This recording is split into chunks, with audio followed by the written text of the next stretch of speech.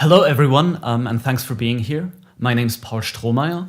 I run the Sensory Motor Interaction Group at the Max Planck Institute for Informatics.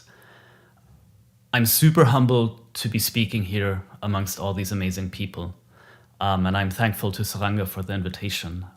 In fact, I clearly remember meeting Saranga the first time at the Augmented Human Conference, where I was an undergraduate research assistant and had just submitted my first poster and was in Singapore, and it was really exciting. And Saranga and Ellen Do were amazing hosts and kind of made me feel very welcome in this community, as they are doing now too. So thank you for that. As I said, I now run the Sensory Motor Interaction Group at the MPI. And I thought I'd take this opportunity to talk about some of the things that I want to be looking at in my research going forward. A good place of departure might be to think about perception and experience. In the HCI context, we often use these terms interchangeably. So we might talk about, perceiving an object or experiencing an object and not differentiate between these two things very clearly. But doing so can be useful, and I hope to show this better during the course of my talk.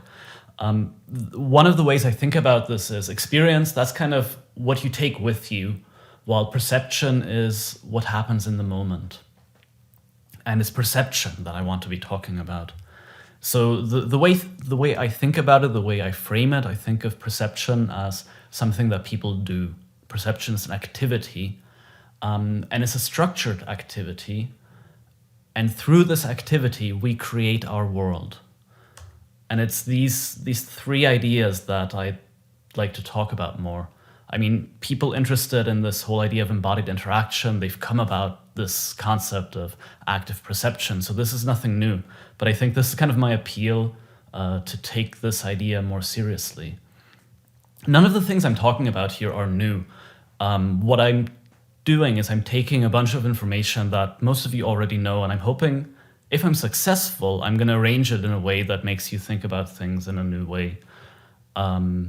So let's start with this idea of active perception.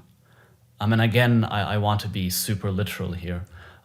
We've all seen these images recorded by Yarbus, where he records the eye movements of people looking at pictures and superimposes them on the pictures.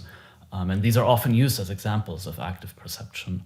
And I'm doing the same thing here. The face you see and the traces on it are recordings by Yarbus in the 60s. And next to it, there's the recording of eye movements over text that is scrolling upwards as it is being read. So this is kind of the type of activity that we do when we look at stuff.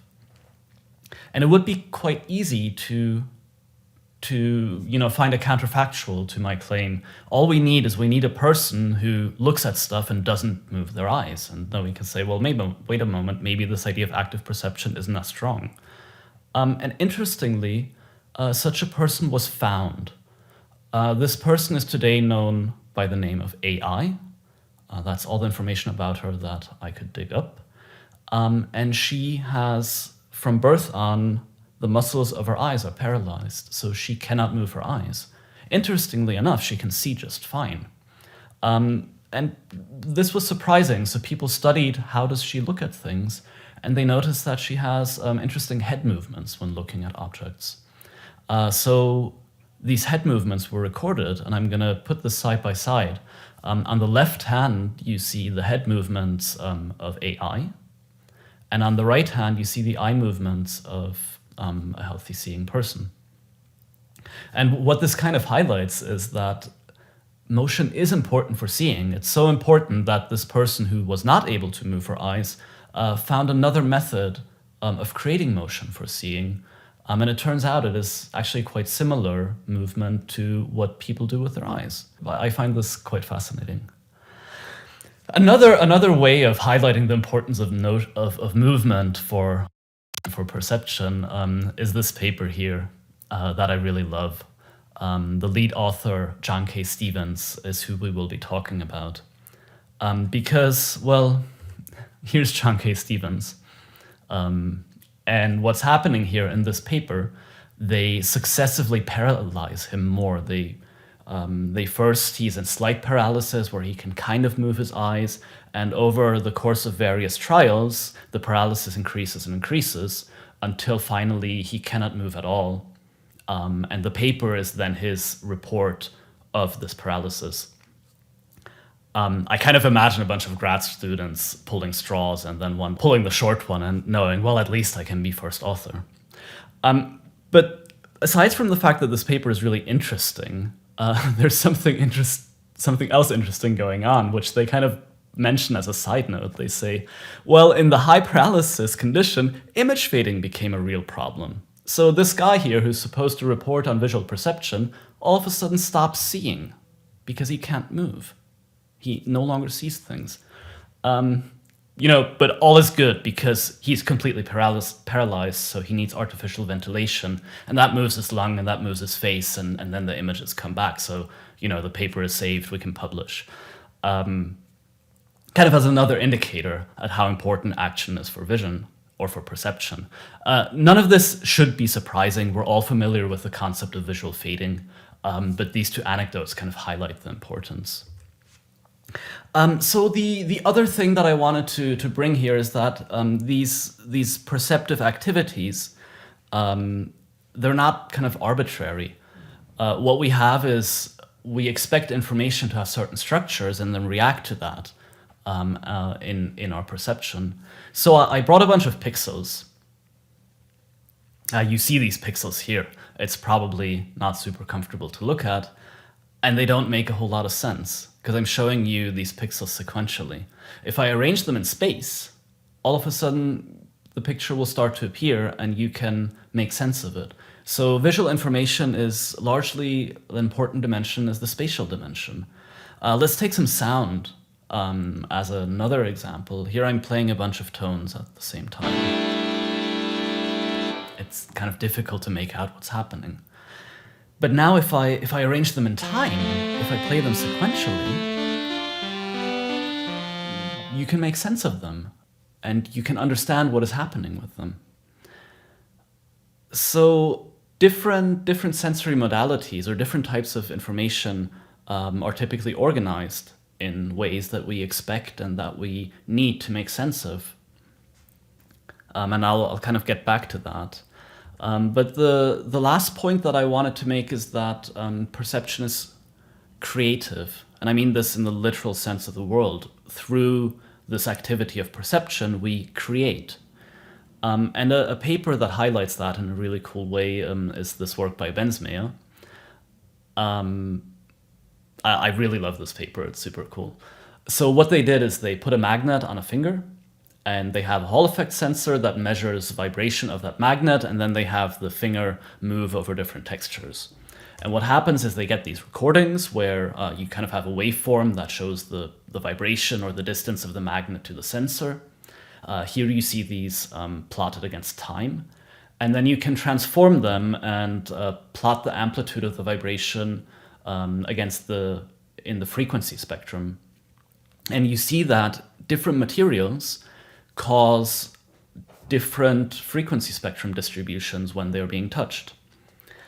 Now, Bensmeier and Hollis, they speculated that we perceive textures through the Pacinian system, which is sensitive to vibrations. And what they speculated is that we would perceive textures as similar that have a similar frequency distribution and textures as different that have a different frequency distribution. And that is actually what they found. So we can now quite concisely claim that texture is perceived through vibration, which is really cool. But it creates this very paradox situation where if we look in this case at a piece of wood, it has a texture, but it does not have vibration. And if we look at this fingertip, like my fingertip has a texture, but it doesn't have vibration either. So the thing which we use to perceive texture, it's not there. It's created by us perceiving it. It's created by the activity of perception. So we quite literally create our perception of the world, which I think is super fascinating.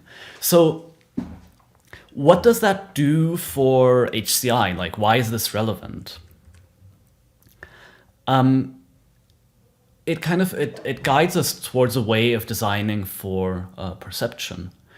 With haptics, like let's think of a VR setup and we want people to tactually feel their world. One might be tempted to provide, recreate a tactile world and use lots of proxy objects to create what you want the person to experience. But instead of doing that, what you can do is, rather than providing the object that the person should feel, you can provide the stimuli that the person would experience if they were interacting with that object. So the benefit of this, well, it allows us to create very complex sensations with very simple tools. And now I'll loop back to my own research where I've been trying to do this. So this idea of active perception and of perception creating what we experience, if we take it seriously, if we want to create a virtual texture, we might not start with the material and then model this material. We could start with the movement and simply record what the person is doing. So one of the things I've shown in my research is if you create vibration as a function of a movement, and then you modify the parameters of this function, you can create all kinds of different texture experiences without modeling the material, but simply by taking the person's movement and generating vibration based on that movement. I'm not the only one in this area doing this kind of thing. So this is actually closely related to Kuchenbecker's seminal work on texture rendering, but also, or maybe even more closely, to the work by people like Kildall and Lee, who have been working with these virtual compliance sensations. So if you think about the structure of perception, what becomes clear here is that we expect haptic information to be structured relative to our actions. And this can be done in different ways. So I've been mainly working with isotonic actions where you move something in space and then you augment that with vibration. But you could also do that with isometric actions. There's a really nice paper by Wigder and colleagues, and then again, the compliance illusions by Kildall and Lee do this. And you kind of see there's, and then there's elastic elements. So I've been also working with bendy phones. And there's this kind of spectrum of types of movement that can be augmented, which again result in different experiences.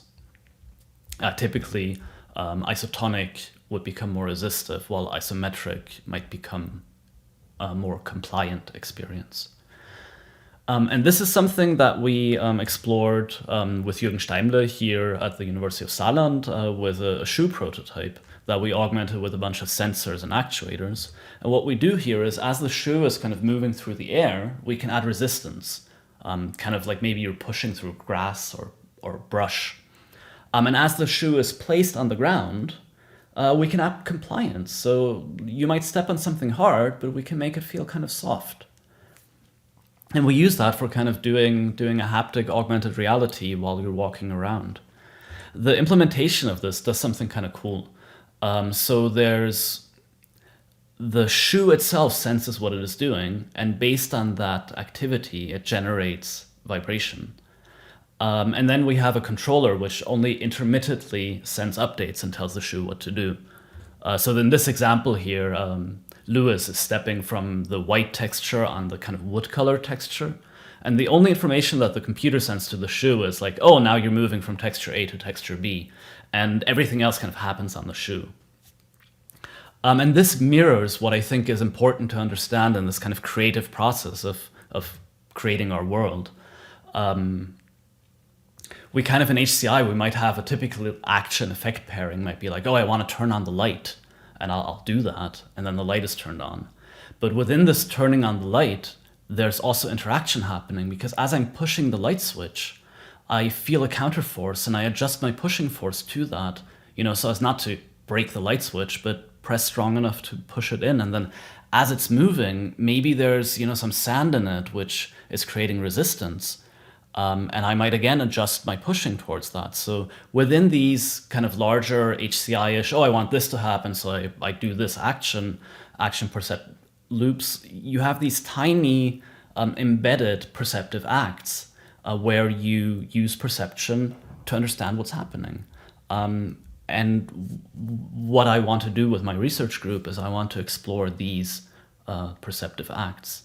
So to put this in context, we might have, there's this kind of like a model of stuff people do by Newell, and he says you can kind of separate activities by their temporal dimensions.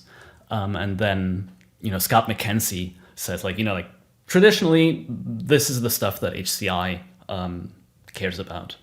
And Scott McKenzie also acknowledges, well, with people like Dorisch and Winograd, Suchman, we've also come to appreciate that HCI should deal with kind of much longer time periods. But I think something that is missing, and that actually the people here who are speaking are starting to really explore, is that we should also, there's this perceptive band where perceptive acts happen. And that is kind of where exciting stuff can happen. So we have this, we see this being explored in a lot of the EMS stuff. Maybe Pedro will talk about some of that. And also work on studying agency. And I think this is a really exciting area to explore in HCI. And that's where I'll be going with the research that we'll be doing with the sensory motor interaction group at the Max Planck Institute. Anyway, thank you so much for your time, and I'm happy to take questions. Thank you.